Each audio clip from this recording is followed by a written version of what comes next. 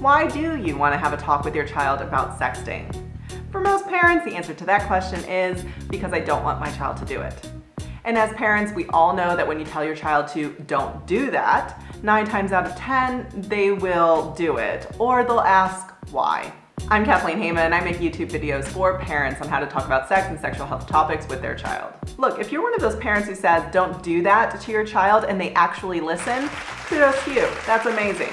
But if you're like me and you don't want your child to do something, usually it takes a little bit more effort on my part. Usually I have to guide them, ask them the right questions, help them to critically analyze the situation in order for them to refrain from doing something. And that's what I'm going to help you do today. I'm going to help you to have a conversation with your child about sexting in a way that helps them to identify the consequences. First, we'll define what sexting is and how you can explain the differences between sexually explicit and sexually implicit content. Second, we'll cover why would someone ask for a sext or why would someone send a sext. Third, how to help your child identify differences between posting a sexually explicit and sexually implicit photo or video to social media. And last, we'll talk about how to include your family values. As I address this topic, I'm coming from that belief that as a parent, you don't or would rather your child not sext, not send or receive a sext. Besides defining sexting and the legalities around sexting in your country, state, or community, everything else is going to really be subjective and value-based. Therefore, this approach to a sexting conversation with your child is going to aim to have a dialogue and engage with your child in an objective way, to have them critically think about hypothetical scenarios, and then have you maybe fill in the bits that they haven't taken into consideration. So first, let's define sexting. Sexting is the sending or receiving of sexually explicit messages and usually include sexually explicit pictures or videos. For the purposes of this video, when I'm referring to sexting, I'm generally referring to sexually explicit photos or videos, not text messages. Sexually explicit content generally refers to pictures or videos of people naked and or engaging in sexual behaviors. Sexually implicit or sexually suggestive content generally refers to pictures or videos of someone not fully naked but implying sex. Sexually implicit content can run a spectrum. So I'm going to give you 2 examples and think about where you would place it on this sexually implicit spectrum.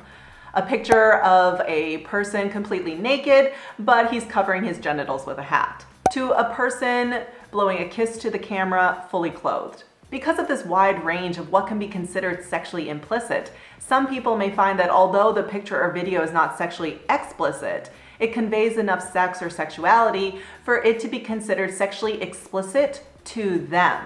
So when it comes to helping your child figure out whether something is considered sexting, explaining sexually implicit and explicit content can be helpful. You can have them think about if they take a picture of themselves, of someone else, of a group of friends, you can ask them, 1, is it sexually explicit? If they say yes, then yes, definitely, it's sexting.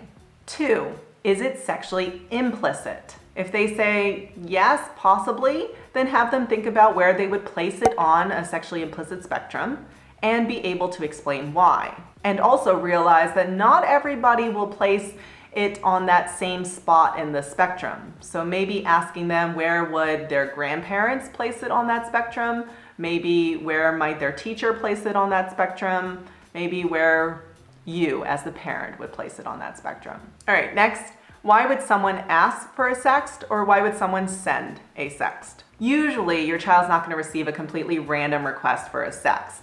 I mean, they may, but generally speaking, if a person is requesting a sext from your child, it's usually going to be someone they know or someone they trust or someone they're in a relationship with. They may feel like they want to build trust with this person, and through sexting, they can make the relationship more special, so to speak.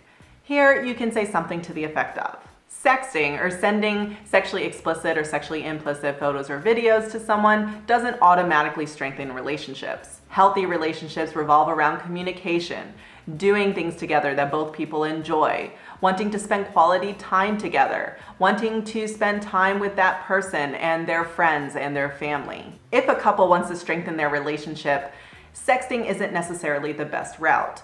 What are some ways that a couple can build trust within a relationship that don't involve sexting? Here, you're engaging in a dialogue with your child and seeing what they deem to be healthy behaviors in a relationship. Maybe the person sending or asking for sexually explicit photos or videos doesn't understand that there are better ways to communicate interest and desire to be with someone. And maybe they don't understand that sexting can actually go awry.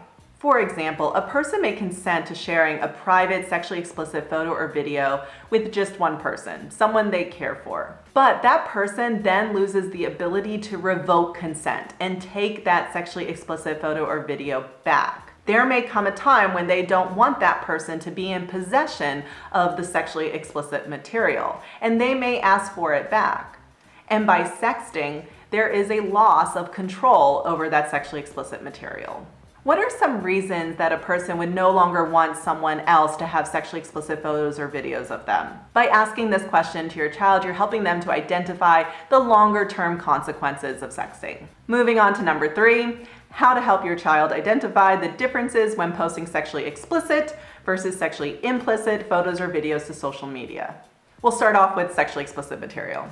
Unless it's a pornographic website or app, posting sexually explicit photos or videos to social media like Snapchat, TikTok, Facebook, Instagram, that will usually go against the terms and conditions of use, and the material will usually be deleted and the account will be banned.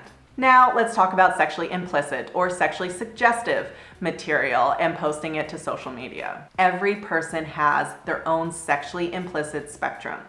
For example, if we were to take Cardi B's WAP song, some people may place it towards the sexually explicit end of the spectrum, and others might place it elsewhere on sexually suggestive material. Because of this, it's more difficult to regulate sexually implicit or sexually suggestive material on social media, and people will make their own judgments about it.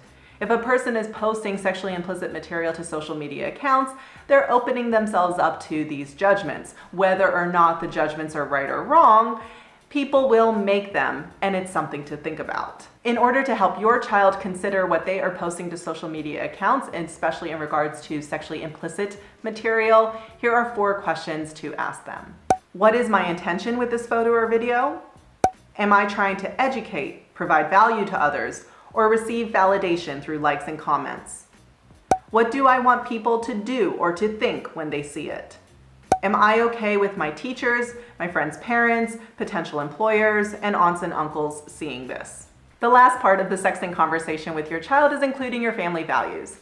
So what are your family values when it comes to sexting? Each country or state may have different laws around sexting, or there may be religious or cultural expectations that you would expect your child to adhere to. Here's a good spot to include what the law or the culture says around sexting in order to prevent legal complications for you or your child. Also, parents, it's important to note that your child's prefrontal cortex is still developing.